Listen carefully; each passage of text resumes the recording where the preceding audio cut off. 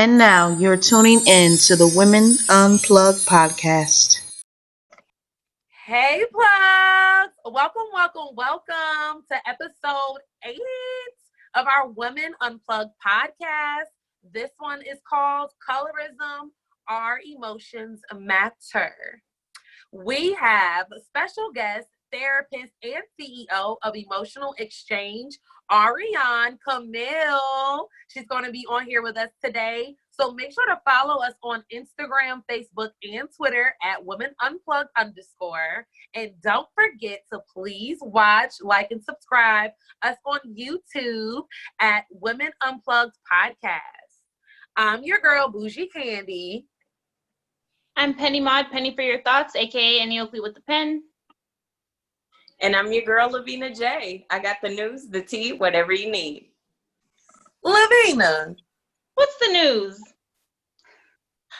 Okay, so we actually have a couple things to celebrate today as it regards the news, because there are a lot of great things happening for women specifically, and then in addition, women of color.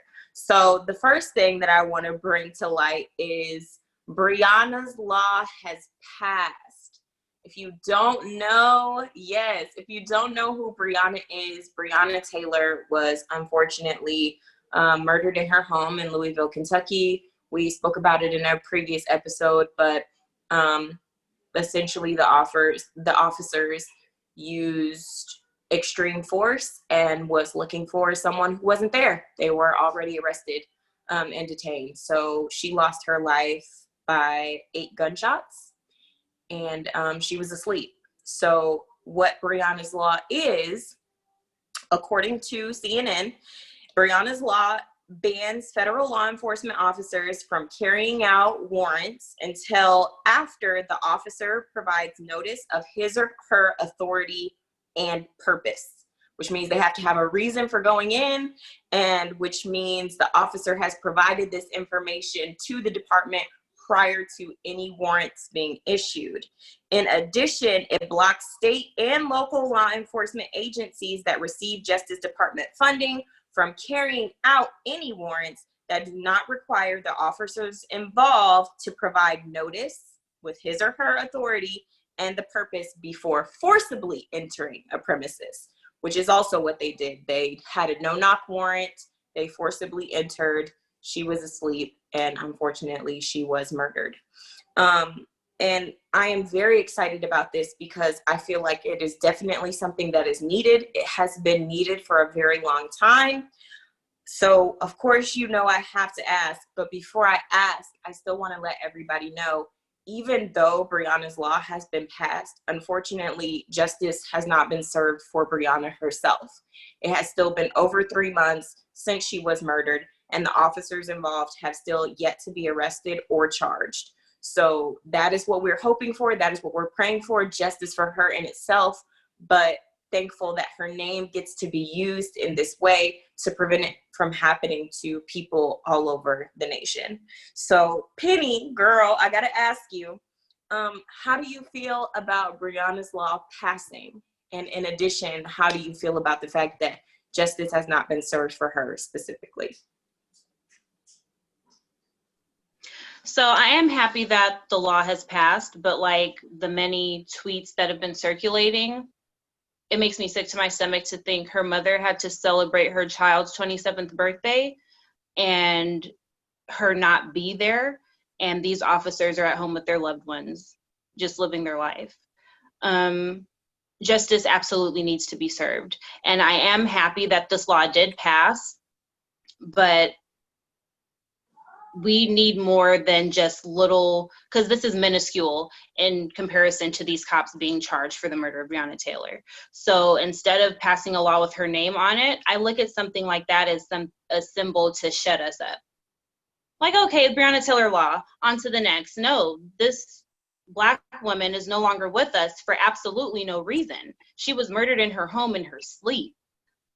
This is not enough for me. I am happy that a no-knock warrant should have never even been a thing. I personally have never even heard of a no-knock warrant before Breonna's story, but it's very upsetting. I am happy that it was passed, but justice still needs to be served, and we need to continue to come at them and call whoever we can and send emails and do whatever it is that we can to make sure and continue to say her name, Breonna Taylor, for justice to be served, because it needs to not only be that, but justice needs to be served. Because they even put a ban on the chokehold. Eric Garner's murderer is still free. So there needs to be a true purpose. There needs to be true, not even purpose, because they're giving us the illusion of purpose, but there needs to be true action behind this if this is what they're doing. And starting with Breonna Taylor's case as an example. Do you know what I'm saying? That's where I am with that. Yeah, and I agree. By no means do I feel like this is a time to take our foot off the gas as it regards to us standing for and receiving equality in this country that was built on the backs of our ancestors. At the same time, that's something that I told you guys previously.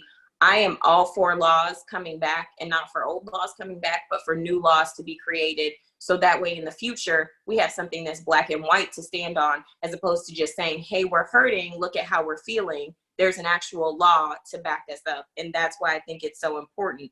But in addition, I just wanted to read a quote from the senator of Kentucky. His name, excuse me, his name is Senator Rand Paul, and he is actually who introduced the bill. But he said, after talking to Breonna Taylor's family, I've come to the conclusion that it is long past time to get rid of no-knock warrants. He said this bill will effectively end no-knock raids in the United States. So in addition to that, I kind of wanted to bridge it with a little bit, because something that we've also been hearing, via news and social media is the defunding of police.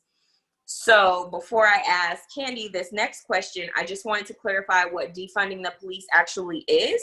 And defunding the police is not actually meaning getting rid of the police altogether, which is what a lot of people are thinking. They're thinking we're saying we want no more law enforcement.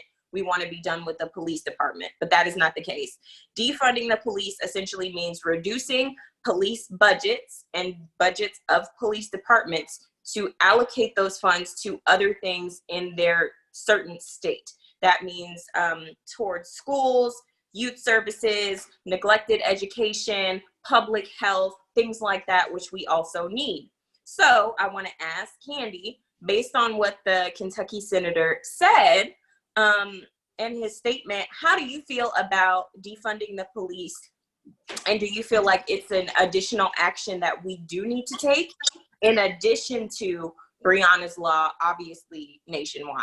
Yes, because now you're targeting it on a more mental health and community level instead of just the, police level, or because you have this infrastructure here where you have mass incarceration and you don't really have an actual rehabilitative effort really being put forth. You can lock someone up for a crime, but if you're not really putting forth the resources or putting the reallocating funds to put more effort towards resources to help people on the back end, then you are just kind of helping people on the front end or just locking them up for this crime, but now they're a felon and they don't really have the help or the resources that they need to move forth. Same thing with the community. You may go ahead and pass this law where, okay, yeah, now you're going to be charging people, but you're not really putting a rehabilitative effort or putting the funding towards rehabilitative efforts in the community from those families like Breonna Taylor that are going to be affected from missing their child's birthday,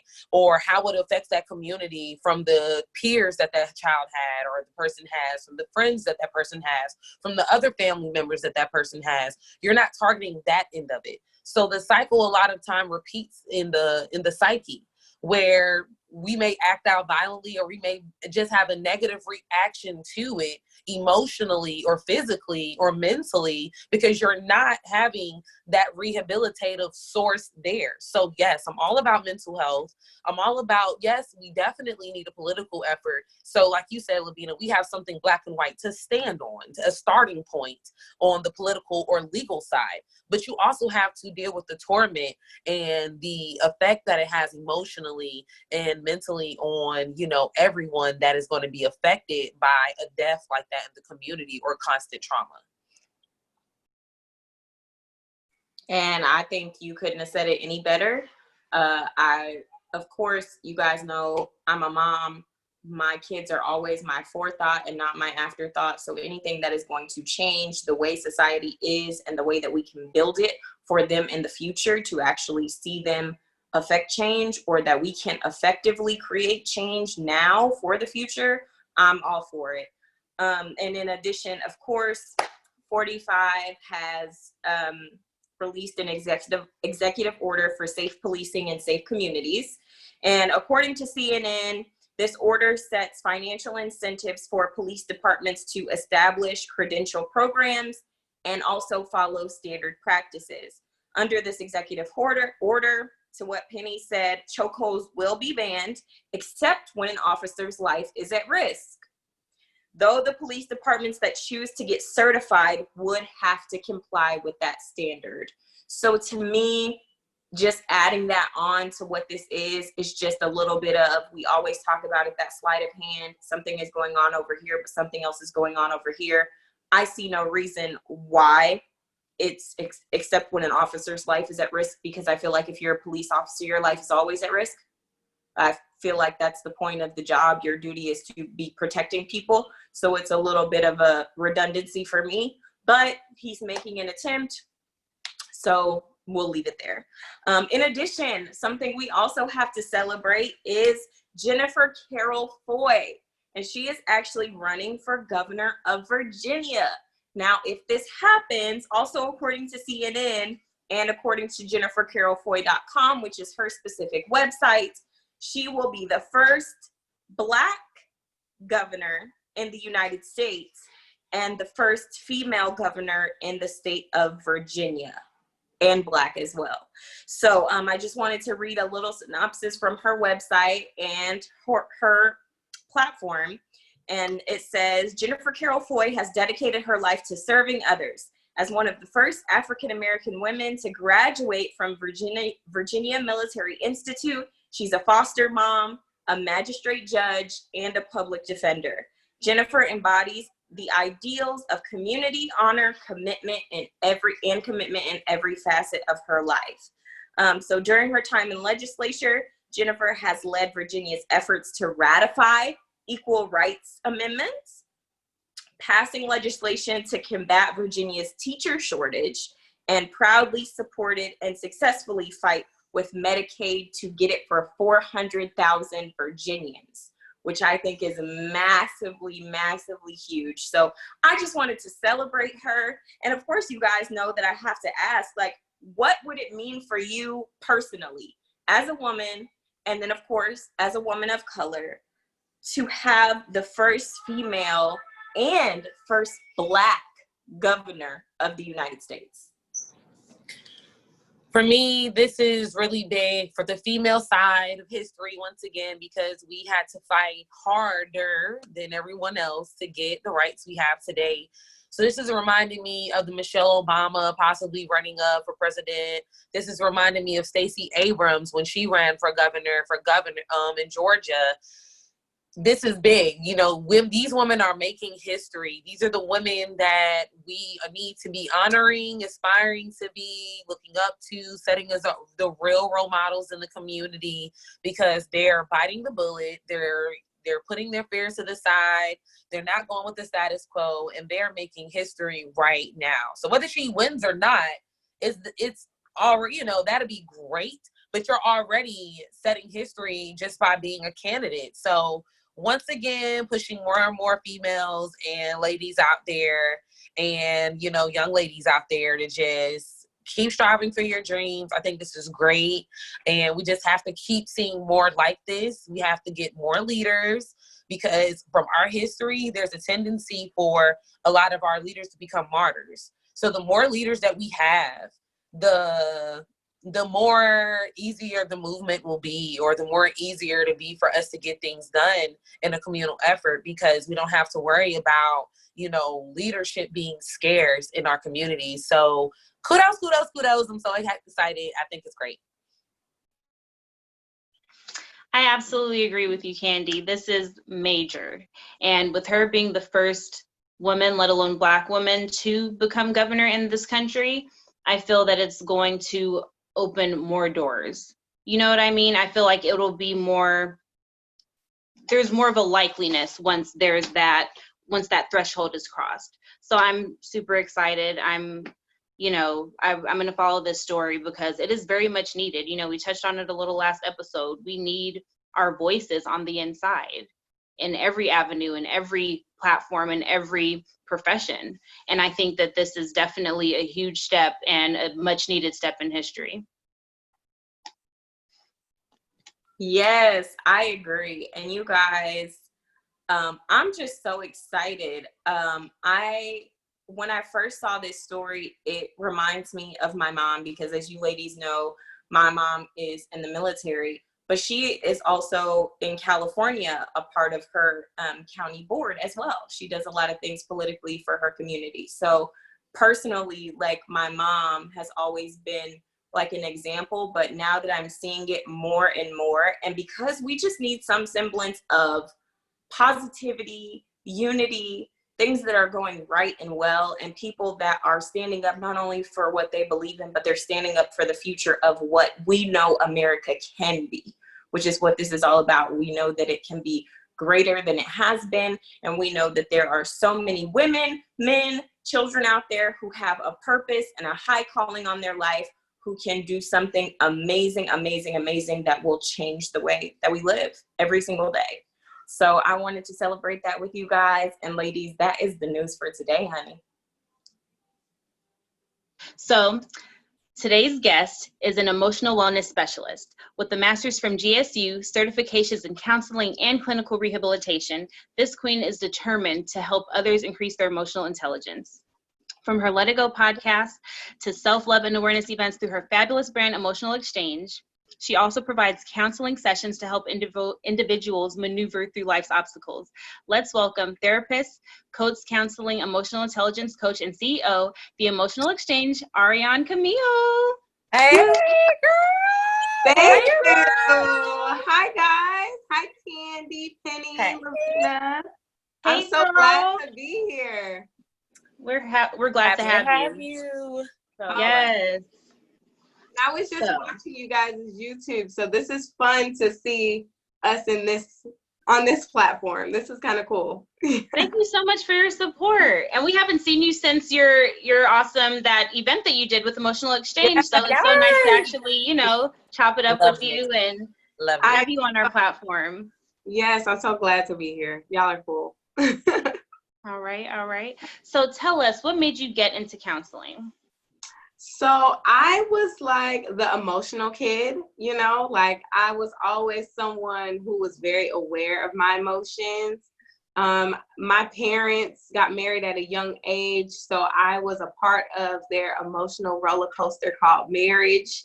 And because of that, I was always very aware of others and how certain things made other people feel. So when I was in elementary school, I was part of a peer support program where I learned how to diffuse bullying situations, right? So even from elementary school, it was like this was something that was mapped out for me. So yeah, I just stayed dedicated to wanting to help other people express themselves. And that's how I landed in therapy. Yeah. That is so dope. So you remember when we initially met, and there's been so much growth between both of us since then, right? Mm-hmm. So we all gotta know, like, how did you initially come up with the Emotional Exchange? Like, what got the pot stirring for it? Yeah, absolutely. So I was in graduate school and I was realizing that there was not like a place where people could go and talk about things without having the pressure of a therapeutic environment, right? And I was seeing that people still struggle with talking about everyday things, but I really wanted to take the things that I was learning with, like therapy strategies, summarizing, connecting people together. And I wanted to bring that back to my people, my peers, my generation.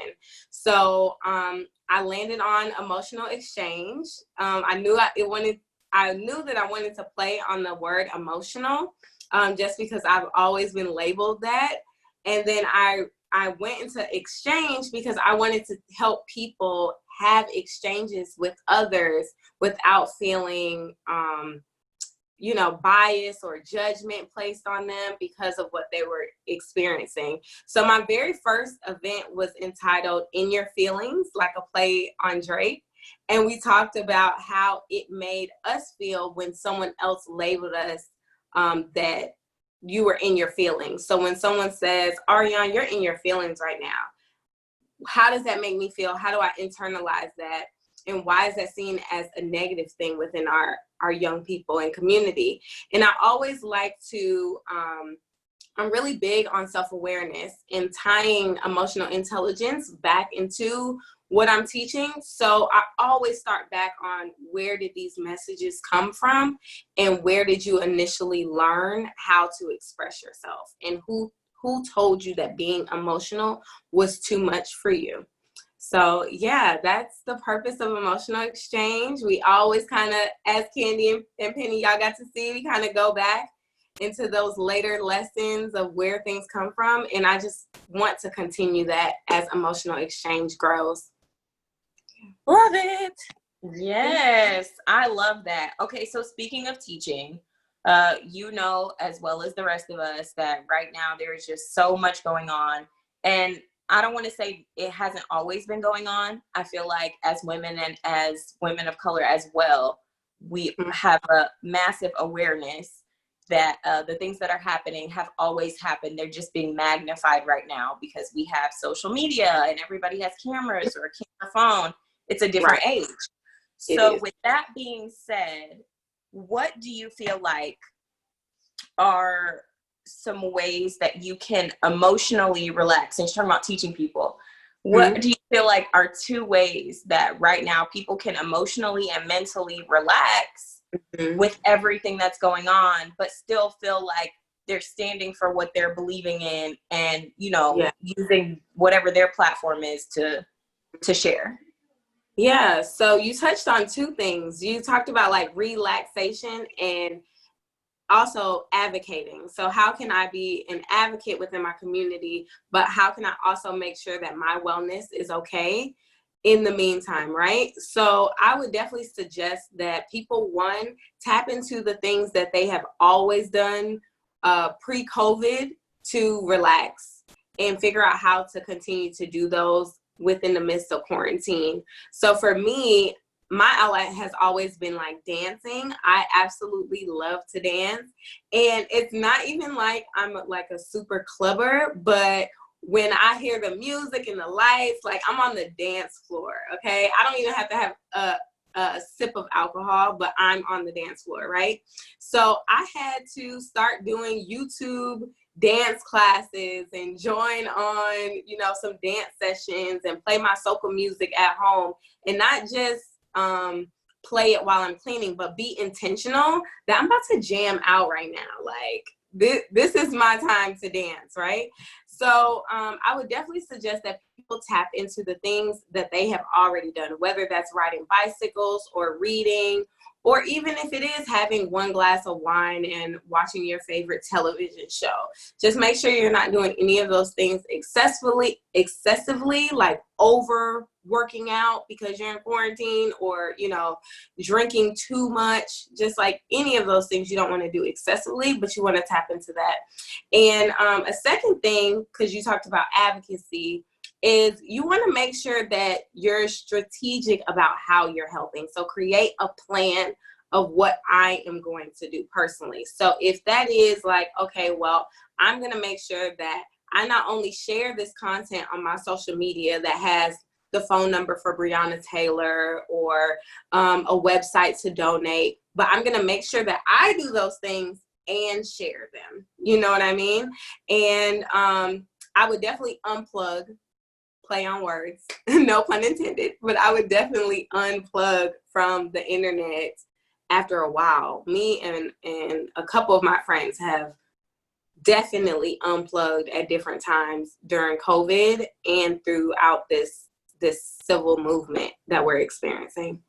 Yeah, I agree. And I think those are 2 really great things. And I'm also like on and off. I'll like post every day, and then I'm like, yo, I need a break because it just becomes too much. Yeah, it's real. I mean, we're getting like you said, it's not like any of these things are new, but the increase of information can increase our anxiety. And just to play on anxiety of Black people in general, we already walk through life with the anxiety within our Blackness and what that looks like for going into a store, a restaurant, applying for a job. But now it's like, okay, I have this job, and now I have increased anxiety about speaking up or asking certain questions or identifying with the Black Lives Matter movement at work. So I would definitely say find safe outlets for you to express yourself. Yeah. I absolutely agree. And I'm glad you mentioned that, because there's so much that comes with being Black, especially being Black in America. And the subject of mental and emotional health can be such taboo for us, right? So for those of us that can be a little in denial, how would you suggest evaluating our emotional intelligence? Yeah, so the key is self-awareness. So my favorite thing to tell people is if you're not talking to yourself like 80% of the day, then you're not there yet. You need to be talking to yourself all day. There's just like no reason why you're not thinking about, even if you're going to the store and you're thinking about your list, you can be telling yourself, like even today, okay, Ariane, I'm not going to spend all day in this store. I'm going to go in there and I'm going to get what I need and I'm going to come out. That's a part of your self-talk, even if it's like super cliche and small, but that habit of having those conversations with yourself will benefit you when you're in a situation where maybe you're angry or you're frustrated and you say, okay, well, what am I going to do with this anger? I really want to cuss this person out, but I'm going to take 2 seconds. You know what I mean? I'm going to take 2 seconds. I'm going to breathe. But That's all you need. like, I'm going to breathe. I'm going to come back. Let me get my words together right, because I want to express this properly. All those are part of self-talk, and that is how you increase your emotional intelligence, by getting to know yourself. I wholeheartedly agree. And I'm big on talking to myself. I talk to myself out loud. Is that okay? Is that normal? Yes. Okay. Because I do that a lot. That's probably the 80%. But I'm guilty as well. Right? Yeah. I do it all the time. So thank you for letting me know I'm not crazy. Yeah, But a good thing. Now, while we're on the topic of emotional intelligence, because you are a therapist, I'm always one to know, how can I apply this to my life practically? So obviously, as a woman and a woman of color, what do you think are 3 topics that we don't discuss as far as our mental health that going forward are important for women everywhere to just have more conversations about? One would be, we all like put on facades to conquer the world, right? To conquer our day. So whether that is making sure, our quick little makeup beat is together, or making sure our outfit is straight, or even just our clean home, but not recognizing when things are not okay can be harder when we are making sure our bodies and our surroundings are prim, proper, and together. So I would say definitely take more time to check in with yourself outside of your checklist. So if these things don't get done on my checklist, will I be okay? Why is not completing these things giving me so much anxiety? And just asking yourself that. That's one. Another one would be to stop catastrophizing. So that means stop using terms like never and always in your life. Those don't help you attract wellness, emotional wellness, nor does it help you be present in the moment. So in order to be present, you need to, whether you're talking to someone else in an argument, oh, you never do this, or you always, or I'm always leaving work late, or they never show me respect. Those things aren't going to attract the energy that you want. And it's also taking you away from what's happening right in front of your face. So I would suggest all women to stop catastrophizing. I mean, I do it. It's something that happens, right? It's regular. And then the last thing I would like to say, so we got, don't trick yourself into thinking. Then we have stop catastrophizing as number 2. And the third one is that anything and everything can change. So just realize that change can happen, and it's not something, you're never stuck. You know, your mind attracts things that you want in the future. Your circumstances are never indefinite. So just remembering that my life, these circumstances today are not going to be where they are forever. As long as I think of life as something that is evolutionary and changing, that's what it will be. So change is inevitable.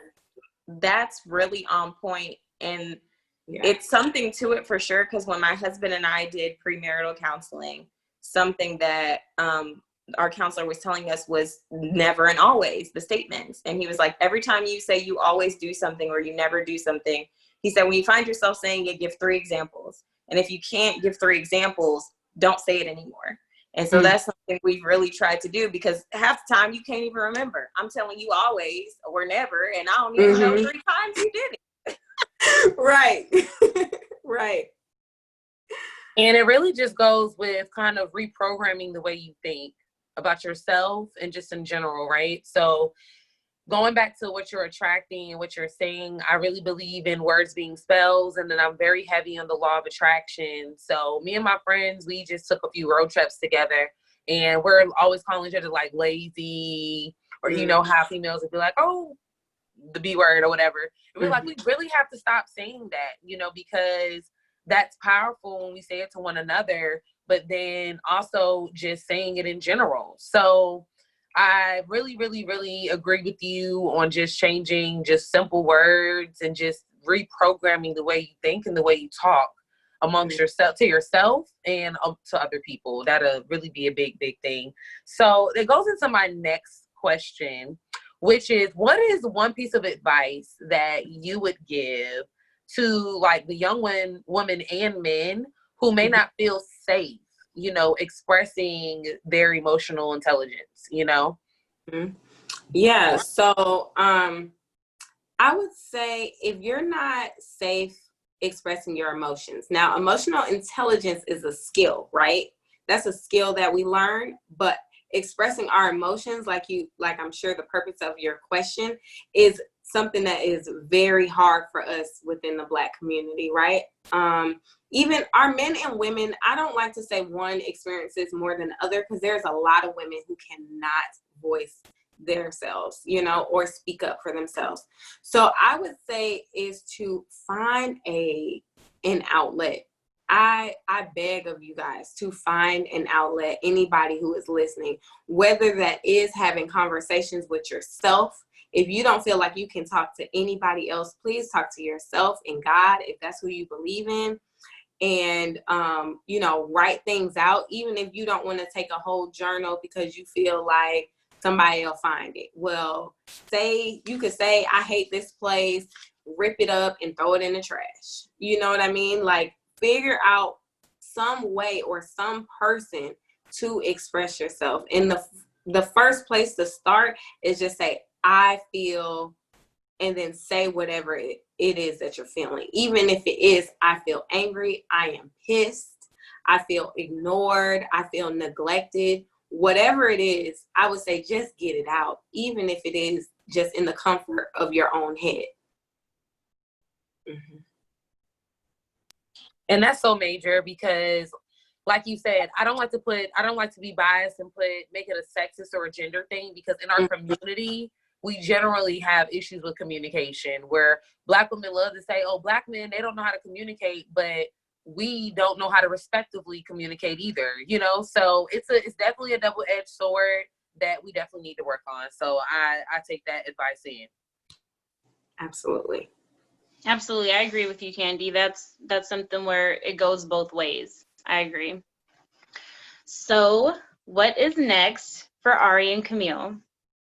Yeah, so next I am in the midst of putting together a virtual workshop webinar to teach people how to work through their emotional intelligence. And there are 4 pillars that are super crucial to emotional intelligence, which are self-awareness, self-management, so how do I manage my emotions, social awareness, how am I aware of the emotions of others, and then relationship management, kind of like what Candy was saying, where it's like, I might not know how to, I'm blaming you for communicating, but I don't know how to communicate. So the relationship management allows you to communicate with others in respectful ways and articulate your needs, but also be mindful of others. So July is Black Mental Health Awareness Month, and I know, I'm so excited about that. So I plan to put that out next month, just aligned with everything else that we're going through. And, I'm still accepting clients at Coates Counseling. So I'm doing all virtual clients right now due to COVID-19, but my office is actually located in Brookhaven, not far from Lenox. So it's not like super deep in Brookhaven at all. And yeah, so if you guys, know anybody who is looking for a therapist, please recommend me. You can send me an email at Ariane@coatescounseling.com. Okay, I will definitely be reaching out. So how can our plugs reach you? Yeah, so right now I'm on Instagram a lot. So @Emotional Exchange is my IG handle. And you can, again, check me out at coatescounseling.com. That is my therapy website. And yeah, you can always slide in my DMs, ask me any questions. I'm really great at responding. If you're having a relationship or conversation issue and you need some help expressing yourself, please slide in my DMs. I'll be glad to help. I'm pretty personal. Awesome. Thank you so much, Ariane. And you're going to stick around for Candy's juicy topic, right? Yes, I'm so excited. Girl, you got to stick around for the good tips. Okay, so yes, plugs, it is that time of the day of the show where we go into the juicy topic. You guys voted and you guys selected colorism. Okay, so this is time right into everything that's going on. This is time right into current events and the times that we're living in history at this very moment. So the first thing that I really wanted to talk about, y'all, was like, have some of you like been personally treated differently or know someone that has been treated differently within their race from people of their race based on the complexion of their skin? So I'm saying this, for me, I've seen it. So like, I'm originally from Bronx, New York, and it's very diverse, but Bronx is also it's a lot of Hispanics, a lot of Dominicans, a lot of Puerto Ricans, a lot of Cubans, like a lot of different people from the Hispanic or South American community or Latino community. And I definitely see the favoritism, okay? The same type of favoritism that I have kind of seen when I relocated to Georgia, when it came to the way like darker skinned Hispanics or darker skinned Blacks were treated in comparison to lighter skinned Hispanics and lighter skinned Blacks were treated. So that's really just me. Me personally, outside of the favoritism that I've seen, I've kind of always been like they call caramel. So I never really got like the too light or too dark type of thing growing up. But I've seen a lot of my friends who were on the lighter side get the too light treatment, or a lot of my friends who were on the darker side get the, oh, you're dark skin treatment. So, Living, give us your input as far as like, have you or someone that you know, have they experienced like different preferential or different type of treatment based on the color of their skin from people in their race? From people in their race or in my race, I would say yes. For me specifically, it is it's not something that I even 100% understand, like colorism as a spectrum, because I've like shared with you guys so many stories about my family, but up until not that recently, obviously I have like younger cousins and stuff, but I was the lightest person on my side of the family. And you guys also know, like, I don't know my biological father, so my family is primarily all on my mother's side. I will say I have experienced favoritism on the other side. I know in the previous episode I had just not the previous episode, but on a Grown Women Talk, I was sharing that a lot of people, especially when my hair is straight, automatically assume that I'm half white. So if I come into an interaction with, especially a white male, which you guys also know I used to date white males, when I come into any kind of communication with a white male and my hair is straight, it's like, and I don't know how it works, but for whatever reason, they just assume that I'm half white. So I have been at job interviews. Like one of my first adult jobs was at a car dealership, and I actually was manager at like 18 years old. But all the men there were Caucasian men. And then when other people would come in, they would make certain statements about, you know, Black women or Black this. And I'd be like, yo, I'm Black. And they'd be like, oh, but you don't count. Like, it's different. You're not the same. Or how I speak. And of course, you guys know my mother's in the military. So there's a lot of structure that she had. But they were like, oh, you know, you speak so well and you're so articulate. It's not the same. For everybody listening, I want to be clear. It is the same. People who are educated just sound educated, and people who are not just don't. Doesn't matter what color you are. It's just the truth. If you know about something and you talk about what you know, you're going to sound like you know what you're talking about. If you don't, under any other circumstance, you're going to sound foolish. It is what it is. But I have experienced it on a lot of levels. And I've also experienced the too light treatment. And that was mostly in growing up until I understood how to be comfortable in my skin. Because I was also a person who struggled with like, oh, I just wished I was darker. Like I had been out with my mom where people were questioning her, like, whose baby is that? And she's like, this is my daughter. So I did experience it on that side too. I told you guys, like, I would wake up from nap time and girls had tied knots in my hair. Like, and I could never hang out with any of the Black girls because they were like, no, you're too light. You're white. Like, no. So it's hard. And like I said, I don't understand it within the community because even on the Hispanic side, of course, you guys know I'm half Puerto Rican. So a lot of my friends who are Hispanic, and in the Hispanic community, it is thick. Like Colombian, from Honduras. Like if you get to a certain darkness, it's like they're Black. You can't bring them home. And there's no words to really put to it. It sucks. Yeah, so my experience, Kenny, I think that's a great question to ask because it ties into your emotional intelligence and being aware of other people and their experiences, right? So in order to be aware of other people's experiences, you have to know where you came from. So for me, as I've always been a dark-skinned Black girl, I got that compliment, you're pretty for a dark-skinned girl, a lot. And my cousins are gorgeous and there are an array of complexions. But the cousin that I rock with the closest, she was like on more Candy's complexion or whatever, but she has long, beautiful hair.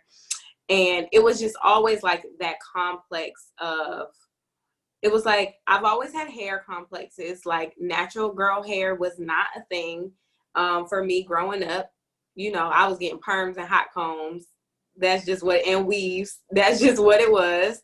But as far as people particularly treating me different because of my dark skin, absolutely. From, like I said, about the compliments, from being amongst groups of women and guys not talking to me because I was darker skinned. I've gotten that happened plenty of times. I've had other people, you know, like girls not want to be friends with me necessarily because of my darker skin.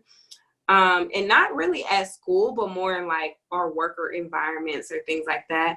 And I'm like a social butterfly. So for me to feel discriminated against because of my skin tone, it has to be something that's blatant, like I said about the compliments and things like that. But I actually went to Tanzania for study abroad in 2013 to study the psychology of skin bleaching.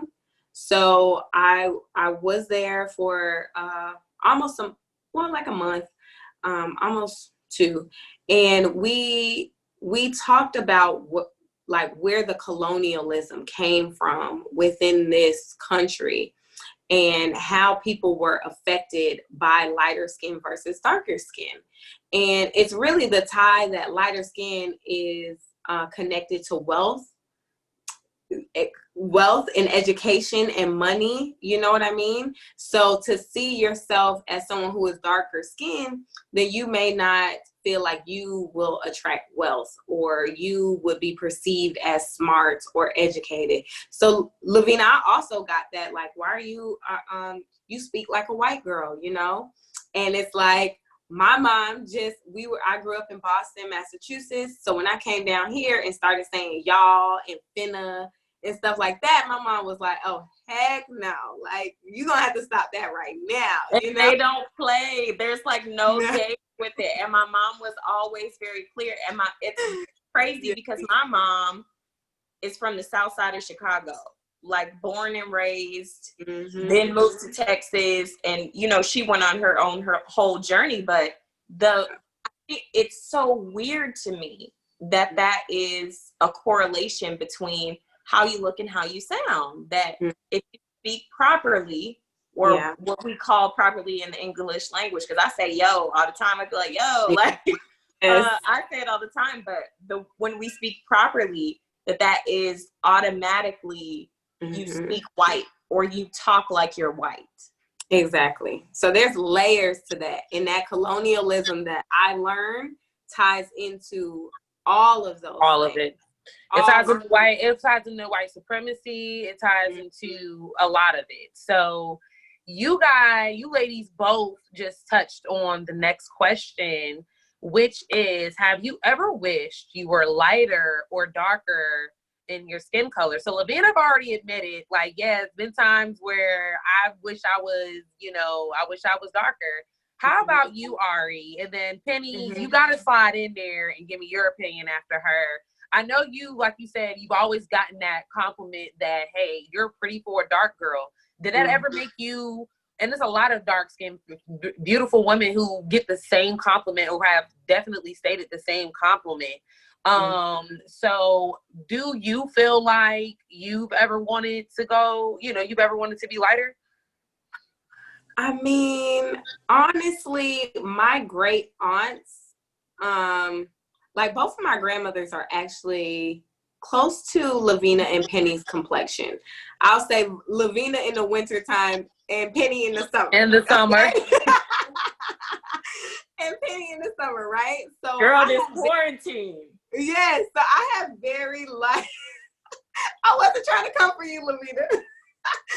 But I have very light grandmothers, but I have dark skinned aunts and, uncles, and my father is brown skin.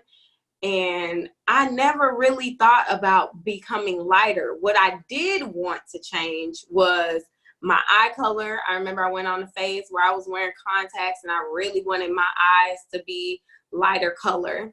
And my hair was always a complex for me because for the youngest time that I can remember, it was like, girl, your hair is too much. So that message of this is a lot, it kind of like, well, I don't want it to be a lot. And it played for plenty of hairstylists have contributed to my trauma by when I was in their chair as a child, like, oh girl, this gonna take a long time. Like, this is a much. Like, the messages continued. And I remember I fried my hair to death in high school, getting color and straightening and wearing weaves. And I wish that I had the love and embrace that the young girls have today with their natural hair. I see young girls in high school wearing their twist outs and going to prom, and I'm just like, praise God. I'm glad that times have changed because it is very necessary. So I've never really, when I was younger in grade school coming up, I was never told you're pretty for the complexion that you are, or I don't date girls your complexion. I did notice that I was overlooked at times by girls who were lighter than me. And you do have, like in middle school particularly, and I did have those thoughts where I was like, do I need to be lighter? And, you know, my mom and sisters heard nothing about it. You know what I mean? So just that programming and that mentality is what really needs to be completely persecuted from our culture as a people, because it's something that's put in place to separate us even more, and I hate it, you know. But absolutely not. I love my complexion. I get pale in the winter and I get, you know, a beautiful bronze in the summer, but haven't been out like that. But I just think it's about loving the skin you're in, and like you said, Ariane, having that intelligence to self-analyze and to not let someone else project their mess onto you, because someone, you know, kids have pure innocent minds, and it takes just one thing, even a look, for them to be like, oh, is there something wrong with me? Am I, worthy of something? Which is absolutely not the case. So to answer your question, no, I have not wished I wouldn't mind having a little extra melanin. You can't argue with that, but no, Black is beautiful in all shades. And I just want our people to realize that, who have not yet realized that. And you're so right. And going back to that colonialism statement again, that's where the whole ideal of good hair and good eyes and good skin comes from, that complex, of what is good versus bad. So I can honestly say for me, I experienced it a little bit, but not much, only because, like I said, I feel like I'm right in the middle. And then on top of that, it was like I was raised up in a household where my mom was really big on instilling like melanin and what it meant to me. So if anything, I've kind of always wanted to be darker, or I always wanted to have like dark skinned kids, because I feel like, oh, you guys are going to be melanated. I always wanted to have like chocolate babies. So I can say I have wished to be darker, but not lighter, which is kind of like the reverse of what most people would say. But it does go into my next question, which I know that we all are going to say that we've at least seen it or experienced it when it comes to dating, right? So do you guys believe that Black men have a tendency or do treat Black women differently based on their complexion? For me, I have to say yes. I've seen it. As a model, I've seen the more exotic or foreign-looking females get roles more so than the girls who are on the darker side.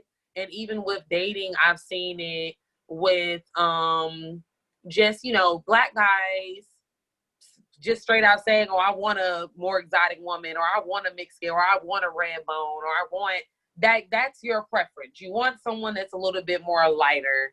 And I've also seen it when it came to my friends. Like, guys would literally try to talk to me rather than my darker skinned friend. And I don't feel like it's for any particular reason, because I could be looking like Jack, like nothing, and they could be completely made up, but simply because I'm a little bit more lighter than them, you would be more interested than me. So I definitely feel like I have seen the preferential treatment in the industry, and definitely with dating with Black men. So how about you, Lavina? And then I'm gonna just go down the line from Lavina to Ari to Penny. Like, have you felt like you've seen, or you do feel like you do have feelings towards Black men treating Black women differently based on their complexion? So my experience is a little bit different, because I didn't date a lot of you, and you guys know this personally, but I actually didn't date a lot of Black men like growing up. and into my adult years. So it's really funny though. I'll use my husband as an example. And my husband never liked light-skinned women. Didn't like mixed women, never wanted one. Always thought he wanted a dark-skinned woman. That was just what he wanted. And obviously we married now, we got kids, ain't going nowhere. But it's like, for him, that was his experience. And for me, I feel like based on the traumas that I experienced, I projected that onto a lot of Black men. So it didn't really give me the opportunity to see it. Now, have I been approached and been in a group of women where I'm approached and somebody be like, oh, you know, yo, whatever, you know, trying to get at me? Yes. Have I seen people tell, I've seen someone tell a friend of mine who is darker skinned, like, oh no, I'm not, that's not for me. Whatever that meant. To me, that meant he was talking about, you know, her skin tone, but it very well could have been anything.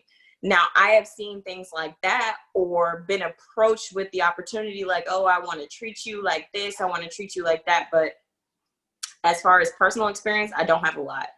But with my husband, yeah, he was like, nah, I didn't want a light-skinned woman. And he jokes about it all the time. He'd be like, dang, I don't know how you got me. Like, I don't know how you got me. Cause he gonna kill me for saying it too. Lord help. But yeah.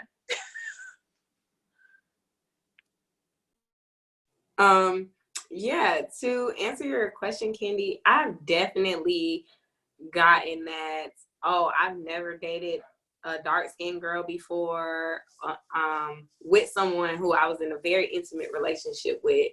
He would remind me, like, you know, I've never really dated a dark-skinned girl. I would never even, you know, think that it was cute or anything like that, you know. And I've definitely, like, Candy kind of like hit on to my experiences. Like my best friend, she's very aware of she's, you know, the privileges of being lighter skinned.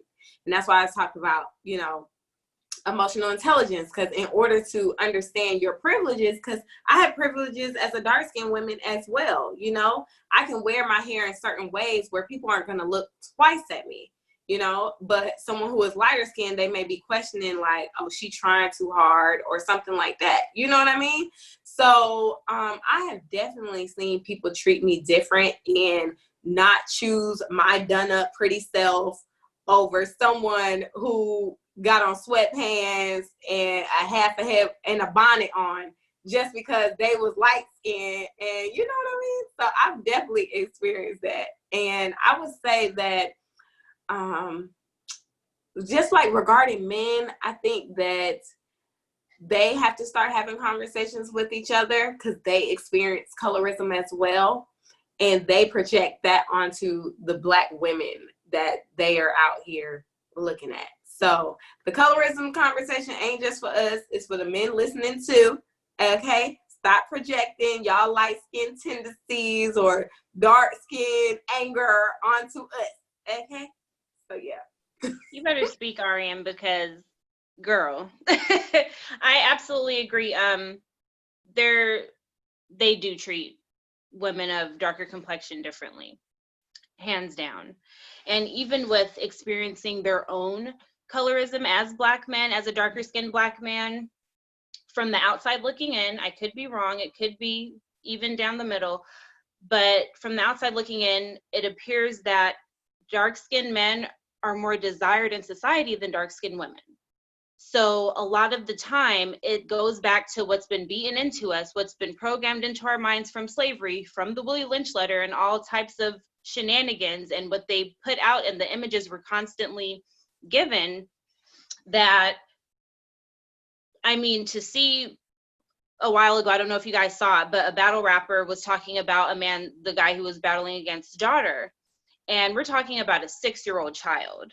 And because she's dark skinned, he made references even to pimping her out. So she's deserving of this because she's dark skinned. And what was even more startling was that the grown ass men surrounding him were egging him on. who I'm almost certain not only have kids, but also daughters. So there is absolutely a difference in treatment towards darker skinned women, and it's something that needs to change. There's many things that need to change within our community, and colorism is just one of them. At the end of the day, we are all dealing with a Black struggle. Someone of lighter complexion is we're all equally likely to experience the shenanigans that have been taking place since day one. So that is just something that we just have to do better. Watching the Breakfast Club today, Charlemagne made a statement saying that one of his white allies, a friend of his, a white man, told him, Black men treat Black women the way white men treat Black men. And to hear that as a Black man from a white man, but it needs to be said. And he said that as a generalization. He didn't even touch on darker skinned women being treated differently from the lighter skinned women. So in general, we just have to do better. We just have to do better. We have to stop allowing ourselves to be separated, because at the end of the day, we're in this fight together. We need to become one. We already are one, but mentally, we need to become one. Preach it, preach it, preach it. No child is born knowing racism or colorism or sexism or bigotry. These are our program thinking, learned behavior. So please, y'all, if you learned nothing else from this today, just be real with yourself and be real with others. But it does come to a point where we're all in this fight together, right? As Black people, we do need to do better with our communication, and we definitely need to do better with the way we're expressing our emotions. So just be mindful, and have your preference, because I know I got mine. Okay? But at the same time, don't try to make it seem like just because you have a preference that makes you, or make your preference better than someone else's, or that your privilege that you may have for being darker or lighter makes you better than someone else's, okay? So just be mindful, y'all, and be positive. And you know what we gotta do? We gotta thank our girl Ari, because you've been repping it up. For all the emotionalists out here, we emotional and we don't want to admit it, you know? We emotional. Thank you so much, guys, for having me. You guys are beautiful and you are smart, and I love this platform. Y'all continue to educate the people, because they need you guys. Your voices are so strong individually and together. I love Women Unplugged. Thank y'all so much for having me. Thank you. For sure. I'll come back. Thank you, girl. Love you too. Thank you, Queen. Thank you for that juicy topic, Candy. That was a much needed conversation, girl. So today's penny for your thought is actually the EQX mission from Ariane's website. As we know, EQ is short for emotional intelligence, and emotional exchange is her brand. So her EQX mission is, it is not easy managing emotions. Our personal emotions can lead to decisions that we are not always proud of, but you are not alone. Emotions are fluid. Although you feel them, sometimes you don't have to stay there. Allow your emotions to be an instrument. I love that. And she said so many key things, like just checking in with yourself, having a checklist, don't catastrophize, the never and always. Like, there are so many key things that are a part of so many larger conversations, and specifically with mental health. So if you are plugging in with us today and you've listened, just make sure you take care of yourself. Make sure you're taking care of the people around you. Have these conversations and enjoy them. Have fun with them. Don't be afraid of a debate. Don't be afraid of a disagreement. None of that matters in the grand scheme of what we are trying to get done and where we are trying to go and what the end goal is. It doesn't matter how light you are or how dark you are. We are all, and I said this before, we are all one race. We're the human race. And at the end of the day, we are all equal. And that is the point. It doesn't matter. But you know, Black Lives Matter, just so y'all know, in case you didn't. But we just want to thank Ariane so much for coming on today and being a part of the platform, and just, being a part of the hot topic, Bougie Candy's topic, and giving us so much knowledge. And that is what I want to say as we leave off today. Ignorance is not an excuse. Educate yourself, learn, At all. hold yourself accountable, hold your friends and family accountable. If there's any conversations that you need to have, go ahead and have them. Now is the time. But at the end of the day, we love you guys. So thank you so much for listening. Make sure you follow us on all of our social platforms, Facebook, Instagram, and Twitter @WomenUnplugged_. And of course, if you're watching on YouTube, Women Unplugged Podcast. So thank you guys for plugging in. Yes, thank you so much, guys.